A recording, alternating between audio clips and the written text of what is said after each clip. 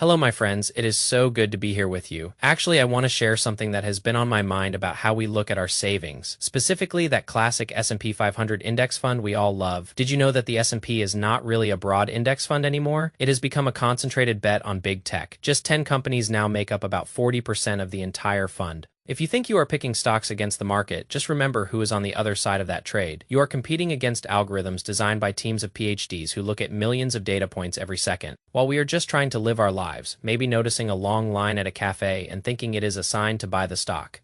Today, I want to walk through some thoughts on AI and the market, how those of us who are quieter can win at work, and the real cost of living in a big city. We had a friend reach out recently asking about the resilience of the market.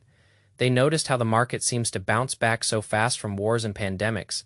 They wondered if AI and robo-traders are dampening the panic that used to cause deep crashes. It is a thoughtful question, and the honest answer is that we are in a new era. Algorithmic trading now accounts for nearly 80% of all trading volume. Three-quarters of the market is essentially a computer talking to another computer. These algorithms do not read scary headlines and feel a knot in their stomach like we do. They do not panic in the same way, which can actually make the market feel more stable during normal times. But there is a catch. When things get really stressful, these algorithms can all step away at the same time, creating a sudden gap where there is no one left to buy. It is like a game of musical chairs where the music stops and every chair disappears at once. This is why I always say that diversification is your best friend. It is the only free lunch in investing. It is so tempting to keep all your money in your own company stock, especially if you see it growing every day. But your most important capital is actually your time. You are already heavily invested in your company just by showing up and doing great work.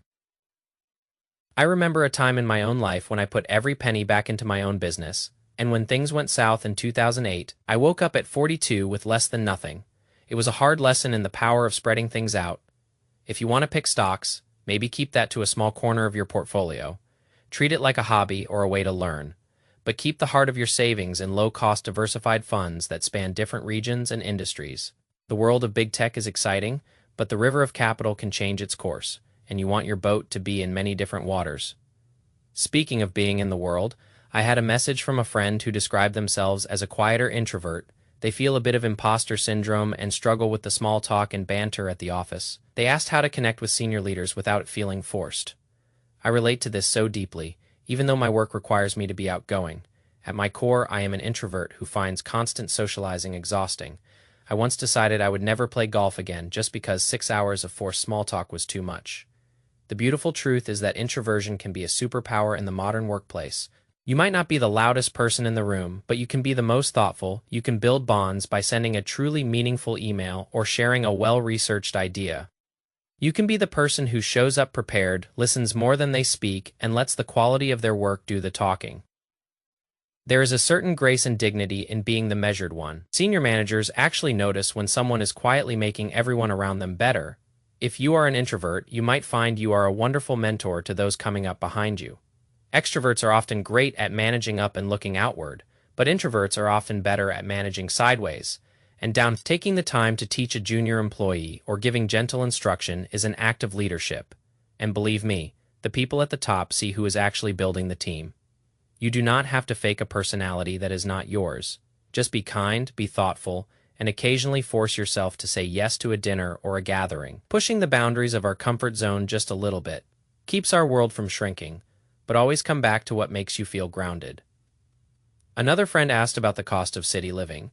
They noted that while I often advocate for being in a city, it is becoming impossibly expensive for most people.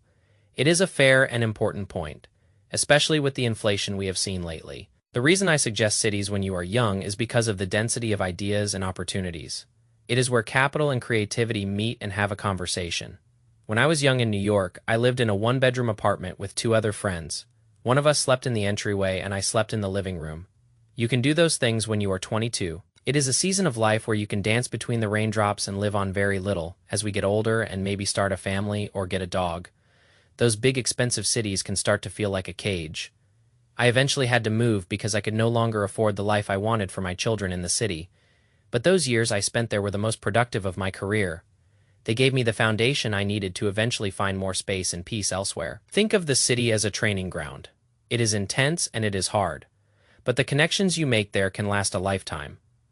However, if the math just does not work for you right now, do not let that make you feel like a failure. Success is not just about a zip code, it is about the value you create and the peace you find in your surroundings. We are all just trying to find our way in a world that feels more complex every day. Whether we are navigating a lopsided stock market or a loud office, the key is to stay true to ourselves. We do not have to be the fastest trader or the loudest talker to win. We just have to be consistent. We have to be patient. And we have to be kind to ourselves along the way. The noise of the world is constant, but your inner calm is something you can cultivate every day. Take the time to breathe, take the time to look at the big picture, and remember that your financial journey is a marathon, not a sprint. It is about building a life that feels gentle and secure, not about winning every single day. I hope you found a little bit of light in our conversation today. Managing your money and your career is a form of self-care. It is a way of saying that your future self matters, so keep showing up, keep learning, and keep being that quiet, thoughtful person the world needs so much of right now. If you have questions or just want to share your story, I am always here to listen. We are building a community here where we can talk about these things openly and without judgment. Take a deep breath. The world is big and there is plenty of room for you to thrive in your own way.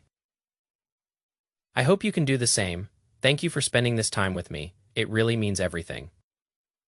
I will see you in the next video, or maybe I will see you in the comments. Stay gentle, stay curious, and keep moving toward the life you dream of. One small step at a time. The road is long, but the view is beautiful. If we take the time to look, goodbye for now. And I will talk to you very soon. Actually, the market will be there tomorrow, the office will be there tomorrow, but this peace you feel right now is yours to keep. Protect it, cherish it, and know that you are doing just fine. You are exactly where you need to be. And I am proud of you for taking this time for yourself. It shows that you care about your journey, and that is the most important thing of all. The PhDs and the algorithms might have the data, but you have your intuition and your heart. And in the long run, those are the tools that will lead you home. So trust yourself, trust the process, and know that a well-lived life is the best investment you will ever make. I am sending you so much warmth and encouragement. Be well, my friends, and keep your head held high. The future is bright, because you are in it, and I cannot wait to see where your path leads next. Take care, and I will be right here whenever you need a friendly word. Goodbye. Actually, one last thing, do not forget to celebrate the small wins, whether it is a good day at work or a small addition to your savings. It all counts, it is all part of the beautiful tapestry you are weaving. Okay, really goodbye this time, have a wonderful day, and I will see you soon. Actually, I just realized but we have time. We have all the time in the world to figure this out together, so let us just take it slow. One video at a time, one conversation at a time. I am so glad you are here. Really, I am. It makes this whole experience so much more meaningful for me too. Stay soft, stay strong, and I will see you very soon. Goodbye. Actually, take care of your heart first. The money will follow. That is the real secret they do not buy for now.